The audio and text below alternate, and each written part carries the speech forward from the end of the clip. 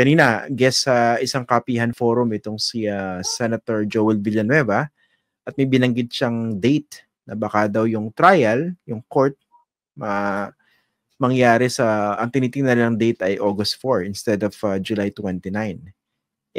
At the same time, merong Supreme Court directive dito sa House of Representatives. Diba pinapasagot sila, yung mga tinatanong ng mga detalye.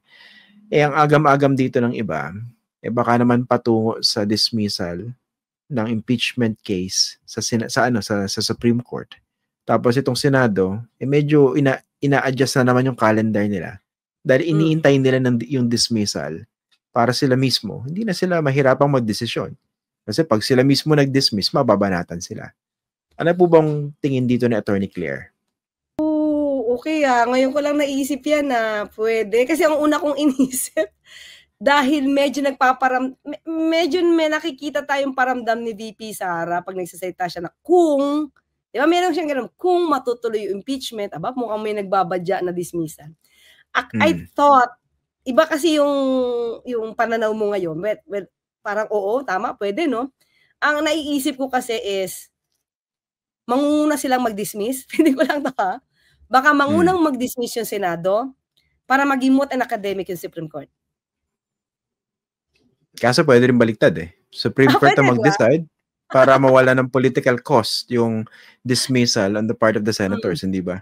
Pwede. Hindi kasi minsan nadidig natin sa mga senador na ngayon na meron silang karapatan na mag-dismiss, magbobotohan sila. So parang, mo yun, parang doon yung patungo. So kaya inisip ko, kung August yan, gaano ba kabilis muna mag-decide? August na ngayon, July na ngayon So, sino ba mas mabilis? Ang Supreme Court o yung Senado? Syempre, mauna ang Supreme Court po dyan. Pero masyadong tight yata kung July 29 ng schedule ng impeachment trial sa Senado. Masyadong mabilis yun para mag-decide naman yung Supreme Court. Hindi po ba? Kasi, pinagsusumiti pa lang sila yata ng comment, manifestation, or basta pinagsusumiti sila ng response ng Supreme Court, di ba? Bakit ganito, ba't ganyan? So definitely after silang magbigay ng kanilang pleadings, maaaring sumagot yung parte ni VP Sara So kailan pa siya? So baka mauna, yun yung inisip ko. Kung mauuna ang Supreme Court, kaya yung political career naman nila, ang baka maapektuhan sa ganon. Or, kung iniisip naman nila, it's better to dismiss this complaint kasi marami maka-DDS. Baka may ganung factor.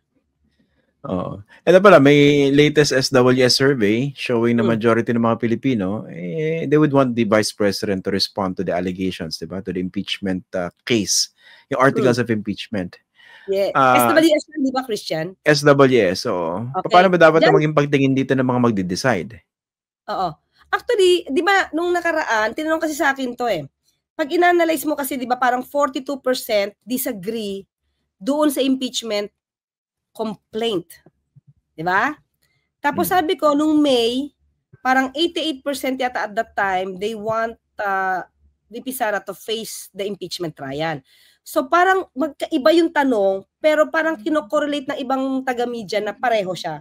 Iba kasi sa akin bilang lawyer, sa tingin ko, iba yung impeachment trial sa impeachment complaint.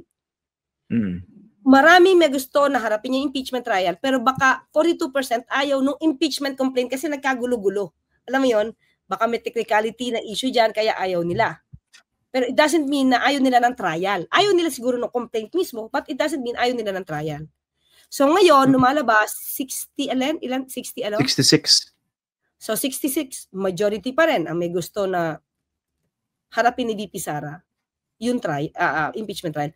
Kasi, ito naman, Christian, kung wala ka naman talagang tinatago, hindi ko sinasabing may tinatago ang Vice Presidente, pero kung malakas ang loob mo, ipakita sa tao na hindi yan totoo. Diba? Even before sana, hindi na siya nagkaroon ng AOM from the COA. Hindi na umabot sa notice of disallowance. At hindi na magkakaroon ng hearing sa Committee on Good Government sa House of Representatives. Kung lahat ito naayos niya na Hindi magiging issue to Now, bakit naging issue pa rin sa House? Kasi hindi siya sumasagot. Okay? There are so many ways. Ayaw eh. There are so many ways to answer this. Paano? Ayaw mo madinig ng tao? Sige, kasi confidential. We can do that through an executive session. Ito po yung mga resibo namin, pero hindi namin pwedeng ipaalama. Sige, compute nyo po, pero dito lang po yan. Kasi it's confidential in nature. Diba? So, at least, napaliwanag mo, maliliwanagan, mapapahiya yung mga nasa house, ay, malinis para si VP Sara. But the problem, lahat ng tao niya, VP, DepEd, mula sa accountant niya, hanggang sa SDO, hanggang kay Zuleika Lopez, wala silang alam. Diba? Kung walang lahat alam ito, including Michael Powa, paano yung ginastos pa yung papel kung lahat ng tao mo na supposed to be pipirma at magsa-certify na lahat ng mga ginastos, wala silang alam.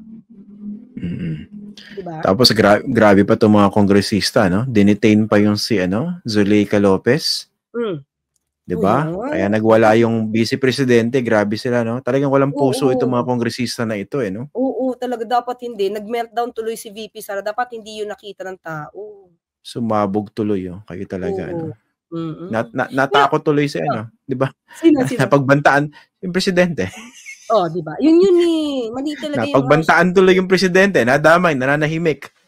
Sinabi, papapatay kita. Sinunod na lang nila lahat yung gusto ni VP Sara.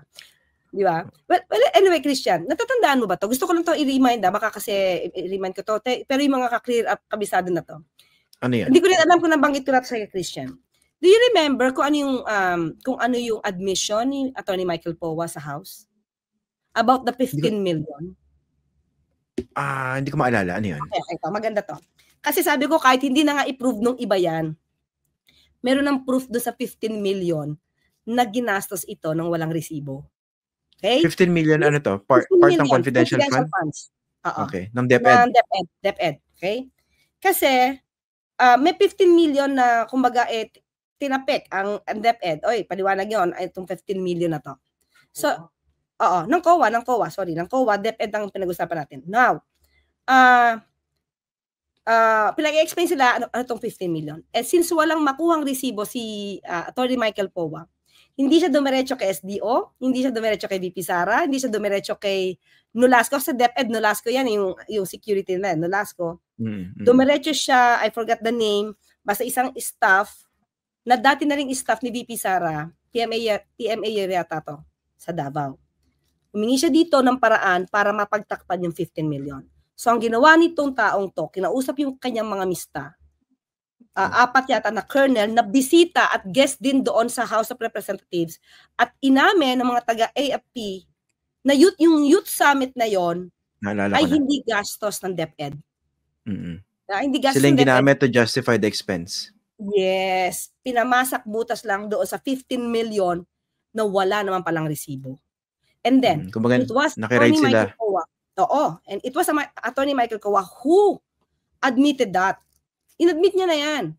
But now, he's now the counsel of VP Sara. So, makukuha mo pa bang witness yan? Conflict of interest yan. Pwede bang pwede bang parang yung adverse witness, ganun ba yan? Pwede ba yan? Mahirapan eh. Meron privilege communication na yan eh. So mukhang itong pagkuha sa kanya, that was the strategy? Ganun ba yan? Pwede. Kasi siya yung humingi sa house. Wait. Hindi ba public record na yan? Hindi ba pwedeng public record. But you have to cross... na lang? Hindi. Dapat mo siya i-cross-examine. Pero, attorney, hindi naman to ordinary court. Hindi to ordinary court, di ba? Impeachment court ito. So, they can be more lenient, di ba? Hindi. In terms of cross-examination. No. Ibig sabihin, hindi mo na siya pwedeng paupuin doon kasi sabihin niya, may privilege communication na kami kasi counsel lawyer. So, hindi mo na pero pwedeng kunwari, manifest in open impeachment court. O, ito yung sinabi niya dito sa Pwede ba yan? Ang dapat gawin dyan, di ba, meron statement eh. Ang dapat mong gawin dyan, ang witnesses mo yung 4 na taga-AFP. Kasi sila yung hininga ng certificate. At sila yung nagsabi na ito ay hindi ginamit, na ito ay hindi pinondohan ng DepEd. Kasi sinabi, ginamit yon youth summit, kaya kinakailangan yung confidential funds. So aside from that, pwede lang ipakita yung records from COA kasi inattach yung certificate na yan eh. Then yung sundalo mismo, yung mga AFP, yung mga PMA, ang magsasabing, hindi po yan ginastos. Kasi po, ang gumastos dito po, LGUs at kanya-kanyang ahensya. Pwede yun. Grabe rin. Hinihinga ka na resibo. Teka, ano ba activity niyo dyan? Pwede bang makibakas na kami dyan? Tapos bigyan mo kami ng ano? The problem is, hindi alam ng mga kernel. Nagagamitin pala doon, sinabi sa house. Hindi namin alam na ganun. Grabe, no? Ito, Attorney Claire, related to, no? May nagtatanong dito. Sabi ni Grace, pakitanong naman si Attorney Claire kung willing siyang maging private prosecutor if aalis siya sa Malacanang. Private prosecutor? Ang hirap magsalita ngayon. Kasi nandito pa ako. Ang Pangulo ayaw. Pag sinabi niya, baka tanggalin siya.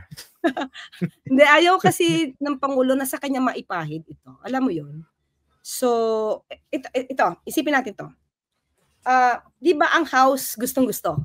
Di ba? Ang House gustong-gusto. Presidente ayaw. Twice sinabi. Yung Senado, hindi ko masabi kung ayaw. Hindi ko masabi ba? Pwede ako sumagot sa Senado? Di ba parang conflict din siya? Di ba kung utos ng Pangulo na ayaw niya talaga ng impeachment, dapat hindi na maghahabol yung House.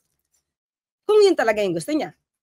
Di ba? Pinsan niya pa naman yung speaker doon. Speaker. Tapos anak niya unang pumirma. pumirma. Ibig sabihin, kung talaga may utos ang Pangulo na ayaw niya ng impeachment, hindi na magpupursige yung prosecution. Pero ako, Attorney Claire, no? Convinced na ako na ayaw ni BBM eh. Twice na niya sinabi.